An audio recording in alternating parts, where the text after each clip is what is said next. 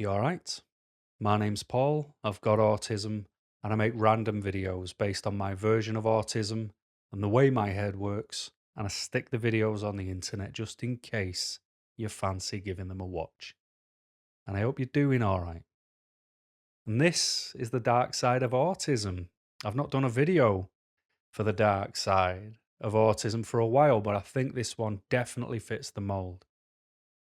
So for those of you who watched the original batch of videos, they were more based around sort of pulling the curtain back in a way. I talked about alcohol and why I used quite a fair bit of it when I was younger, and it was a decongestant for my brain. I think that's what I determined alcohol to be, but obviously that can't be used for a full term measure to cope. I talked about autism communities and how bad some of them actually can be. And I've actually done a more recent video. Maybe I'll turn that into a dark side of autism video. Who knows? Start putting some more videos in this topic. But the whole point of it was to show that autistic people don't always agree. It was to show that the way the world wants us to be maybe isn't the right way we need to go forward. So I want to talk about masking.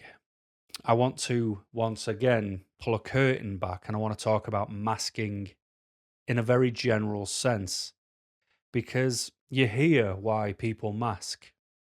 You hear why, oh, autistic people mask. What does that mean to mask? And why do you need to mask? What is it about you that makes you need to mask?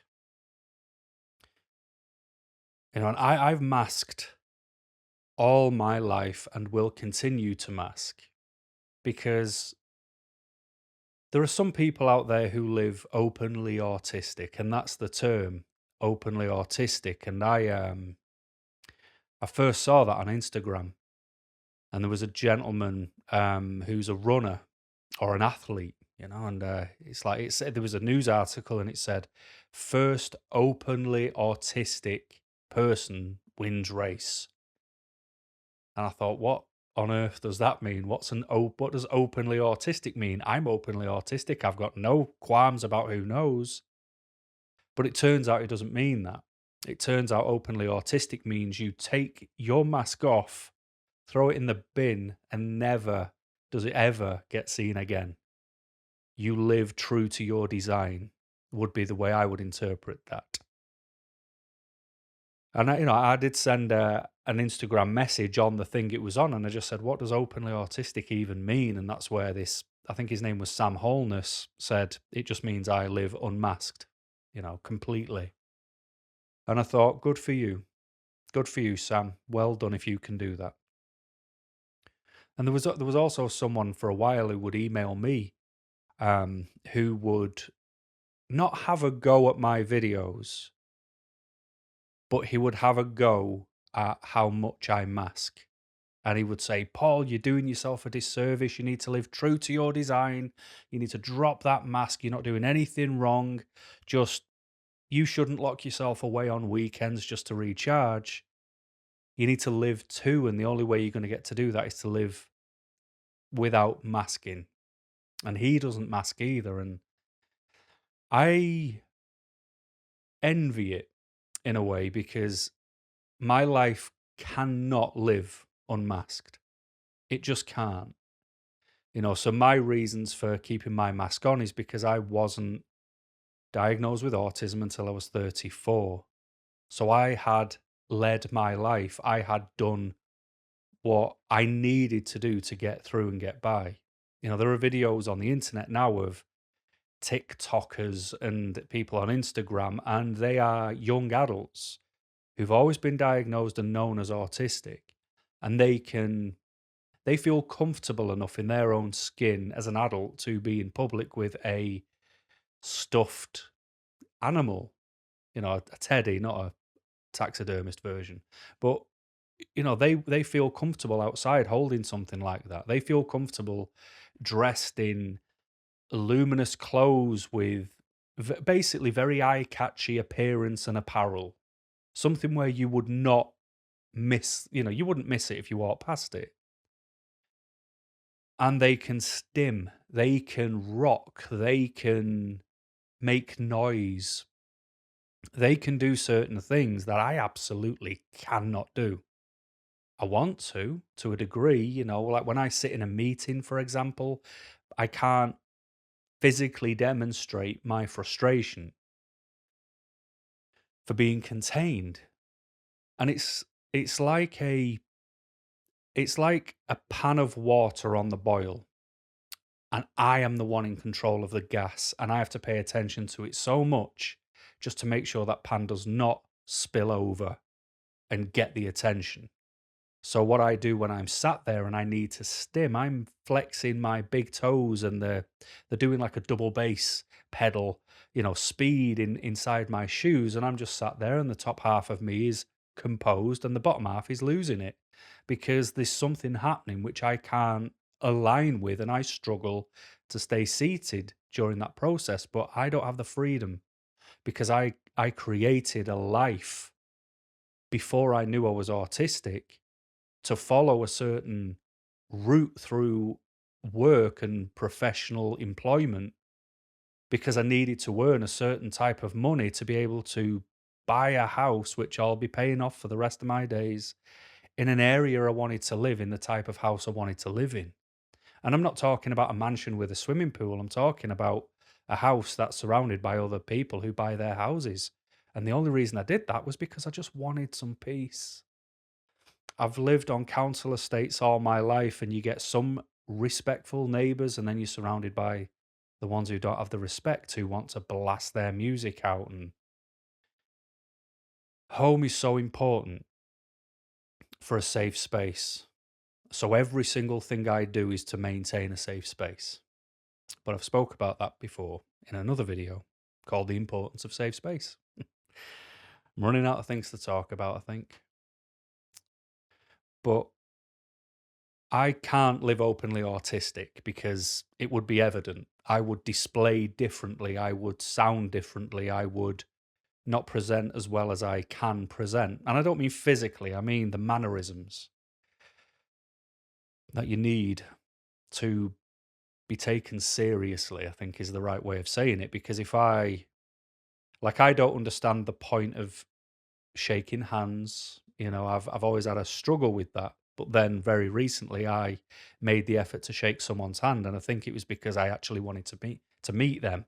That's a bit of a difference. Whereas people will shake hands with everyone, and it's quite general. Whereas to me, it was more, "Hello, I am meeting you," letting them know that it was important. Whereas everybody just seems to do it because it's what you do. So I don't see the big appeal of saying goodbye a lot of the time. Once we're done, we're done. So I will see you later. I'm not going to say I'm going and then stick around for 5 minutes and then carry on saying goodbye to then go. There's a lot of societal rules that we follow, and a lot of them don't make perfect sense to me. And I can't just drop everything I've always done because I'll present as someone else. And as much as I'll be living truer to my design, I'll be riddled with anxiety, wondering how it's going to negatively impact me. So masking remains, and I have to. But that's just me, and if I can remember, I'll also bring it back for the conclusion, because there's no notes for this type of a video. I don't read, watch, or listen to the news. As you know, I've told you before, that's not what I do. And I do it for a few reasons, but one of them is because every problem on the news is a person-made problem.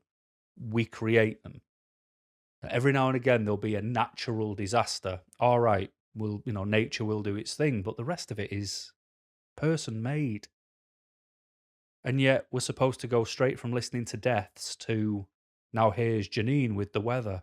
It's like, hang on a minute. It doesn't make any sense, and I don't know why we just get on with it like, "Oh, yeah, all these problems exist in the world because this is what people create. Now let's just carry on." I really struggle with that because I'm a fixer. I like things to be repaired. I don't like broken things. I don't even like leaving work on a Friday knowing I've got emails that need responses to them. I always want to make sure I've got to a good point. So I struggle with broken things or unfinished things. So I don't watch the news for that reason as a primary. And then what I will do if I'm going to do anything to do with the news is I'll go on autism news. I'll just type it into Google and see what's going on. And I do that for a few reasons. One of them is because I'm interested to see what professionals are doing with autism, because autism is dominated by non-autistic people, and I'm just always curious as to what they are doing. They don't ask for our input, but they run off and do some super duper clever stuff that we could never comprehend. Trying to figure out where autism comes from and what it's about and how it's designed and the way people are. And of course, the way that they go about doing this is through experimenting on mice. Now, we might share a lot of DNA with a mouse, but I'll say this as I've said it forever before, but there's a big difference between me and a mouse, and that is I could put a mouse in the palm of my hand. I'm a human. I have human problems in the human existence of the world, and autism, a lot of it is based on how we're treated, reaction, and feeling. A mouse is not going to tell you any of those things, but you know what will? A self aware autistic adult who can put together a sentence or two, but they don't want to speak to us. So I'm always interested to see what fantastic, well named educational institution is doing now, cutting us out and leaving us out in our own thing. I also like to go on to places like Instagram and see what autistic people choose as their flavor of the month. Like, what's bothering you this month? What's the new thing that's got your goat? Because some of it is so obvious that they're just using autism as a gateway to push a narrative. And this is why I'm so focused on talking about autism, because this is it for me.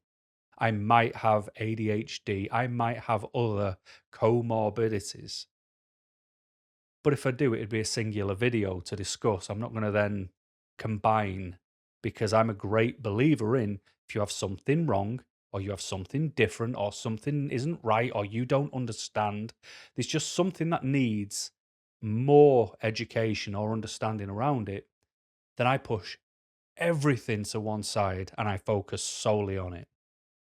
And then when it's done, I'll go to something else and do the same. So I struggle with taking multiple things at once and trying to achieve 100% A star grade focus to repair both at the same time or to understand both at the same time. If I was learning a foreign language, for example, I'm not going to go, I'm going to learn Spanish and Japanese, because I'm not going to be able to put as much attention in. I need to pay full attention to one thing and give it my best. It's just the way I am. So I'm always interested to see what autistic people choose as the problem this month that's bothering them, because it's going from the part I find serious, which is the fact that researchers hold all the keys and all the codes to autism, yet they know nothing about it. They genuinely do not. And if they did, evidence would be in their papers, and I read their papers. They do not understand autism, or if they do, they understand every other type of autism except mine. But you go from that to people who just choose what they want to have an issue with. It's very different. Whereas I'm more of the 21.7% of autistic people in the UK are employed, and it's the lowest number out of every disability group that's registered, and that's from the Office of National Statistics. That's ridiculous. Why aren't we doing more? Why aren't we looking at the Equality Act and making it more specific than general so bad employers can't worm out of their responsibilities? Because we are one hell of a good worker so long as we're just given our work to do and get on with it. It's everything else that's our problem, because we just want to do our job and go home, get in pajamas, play with a dog. But then the other side that I look at is what's going on, what's happening, with general people who are autistic. And tend to read them in tabloid newspapers. And there was a story recently of a 16-year-old girl who told a police officer that she looked like her lesbian nana. and she was arrested, and her mum's filming it, and she's saying, "Don't touch her, she's autistic," and the police officer's going, "I don't care," and they arrest her, and she's melting down, and everyone's having a go at the police. But the 16-year-old was taken back to her mother's house because she was drunk and belligerent in the city centre. Play stupid games, win stupid prizes. I wasn't drunk and belligerent in city centres at 16 years old. That's a choice, not autism. So, you've got to look at both sides, my friends. But anyway, what bothered me is when I came across a story of this 19-year-old girl who had been lured by her friends to meet somewhere, and they viciously assaulted her. And she ended up with a blood clot which needs to be managed for the next 6 months. Straight off that, there was another link to a story of a girl who was lured away by her friends, and she was viciously assaulted by them. And she ended up with PTSD and couldn't go back to school again. And there was a link off that story by a young lad who was lured away by his friends, and they viciously assaulted him, and he fractured his eye socket and broke his nose, and he's lost his vision in one of his eyes. One was a boy in America, the other two were girls in Scotland, different sides of the world, but these stories went on and on and on and on, one after the other, all saying the same thing, which from my perspective was vulnerable person bullied, attacked, mindlessly, senseless attacks by these idiots. There was a video that lived rent free in my mind for months, and it's this young lad. He was in school in America, and there's an idiot there. He's got a toothbrush in his mouth in school because he must be that stupid he forgot to take it out when he finished cleaning his teeth in the morning. And he's goading this kid, this autistic kid, like saying, hit me, and he sort of made him hit him, but he hit him like with the softest touch. Like you will touch your face harder when you're just making sure your nose is clear, And this guy with a toothbrush in his mouth hit him full force as hard as he could. And you saw the kid, he tensed up. You saw that he acknowledged the hurt that a punch does. You know that he felt the sharpness of it. You saw him sort of, go quite tense and protective of himself. And these guys just went away laughing. And it's like, there again is something else. And it bothers me.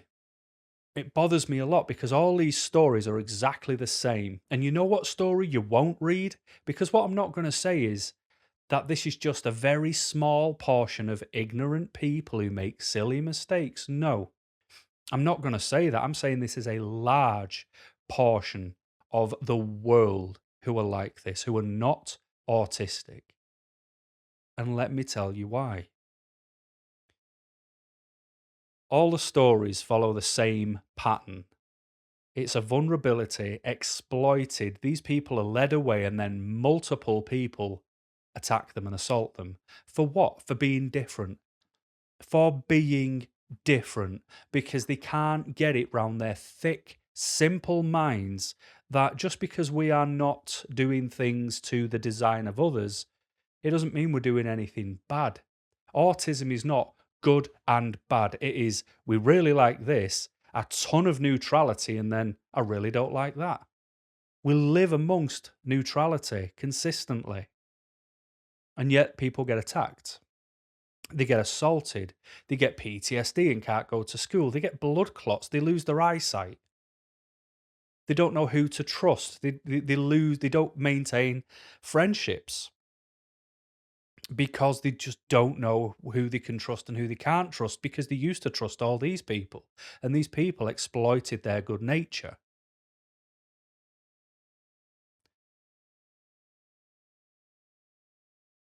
We are not the problem. Autistic people are not the problem, because we are masking so you have an easier run of it. So your day isn't disrupted. We take the pressure and the falls and the faults. We do everything just so you can get through your day. And we do it because if we behave the way we want to behave, you'll find a fault in it.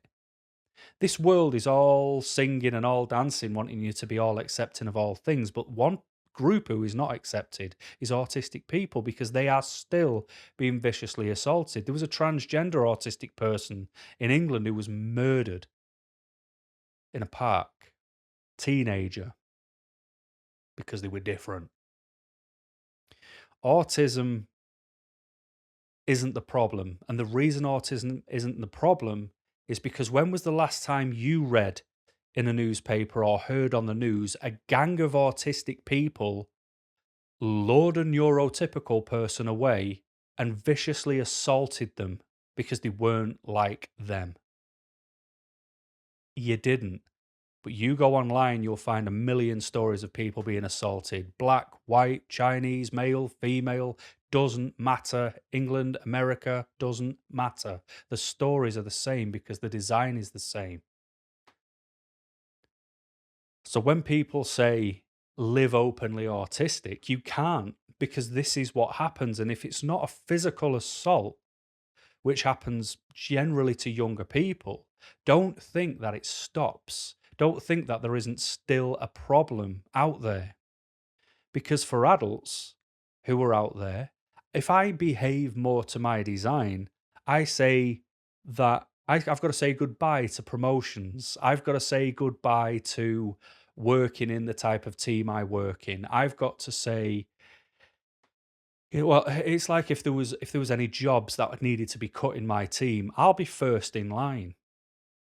I've had so many job interviews, and if I've had 100 job interviews, I've got 5 of those jobs because I just can't get past that job interview. I can do the job, but because I can't pass the personality test, because all I want to do is the job and go home, because that's not how they want to do it, because I'm not kissing a backside or I'm not buying into a pretend ethos that even they don't agree with, I'm put to fault for that.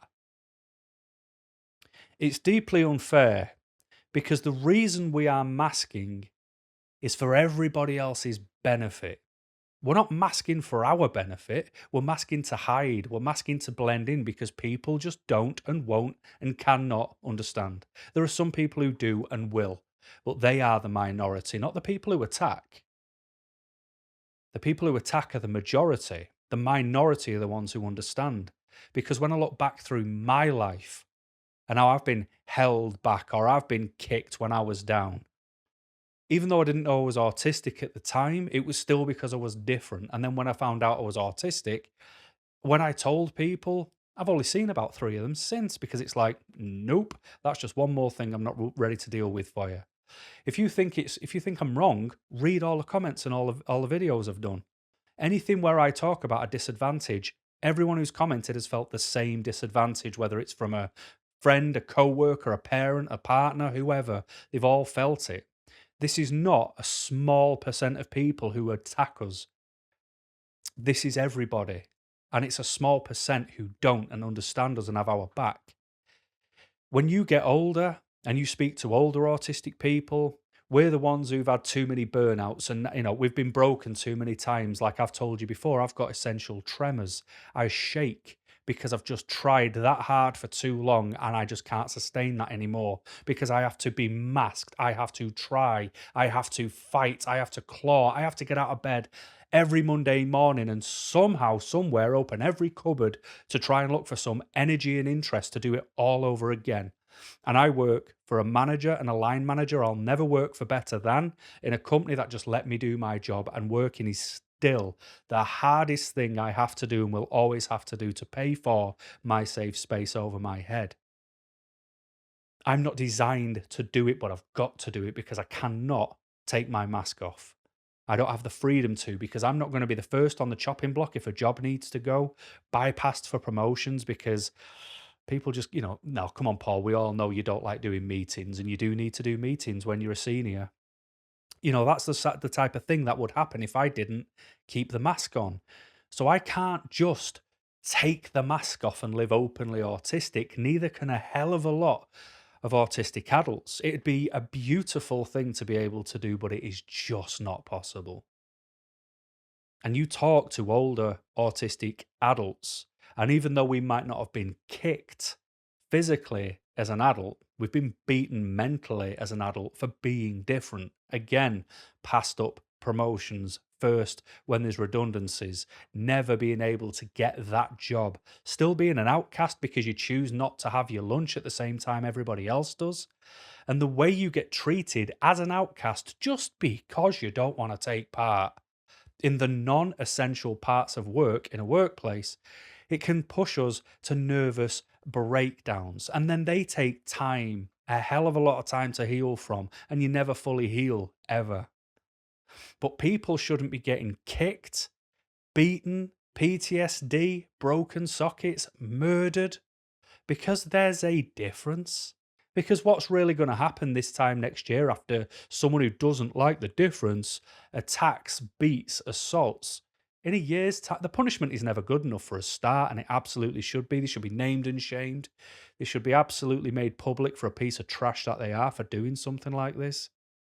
But in a year's time, you might have healed from your scars, but mentally you'll have them forever, and that person carries on just as someone who attacked someone once. And I hope one day that guilt does creep up somewhere and attacks them and they can't deal with it. But that's never going to be the case because it's more normal to have a problem with someone being different. This is why we mask. Because it doesn't have to be physical assaults, it'll be the mental assault, it'll be the ostracizing, it'll be the stepovers, the things that are not commensurate, we do not deserve, just because we want to go to work, do the job, go home. That is it. I will say hello, I will say goodbye, I will wish you well, I will help you, I will always help you. Always. If you're in my line of work, if you're in my workplace, I help you. That's my job, that is my role, and I want to. I help anyone who asks. But it doesn't mean I want to do the non-essential things in my work. I'm going to take my work, make it my 100% focus, and give you every last drop. But I suffer for the parts that are not work. So I have to mask in work because I must look and remain professional. So my feet, my toes that do the double bass tapping really quick in my shoes, that'll always have to remain because I can't unmask and just go, I can't do this meeting because I will suffer for it. Autism is not accepted. I don't care who tells you, because the people who do accept it are the minority. And when you feel it, it feels phenomenal.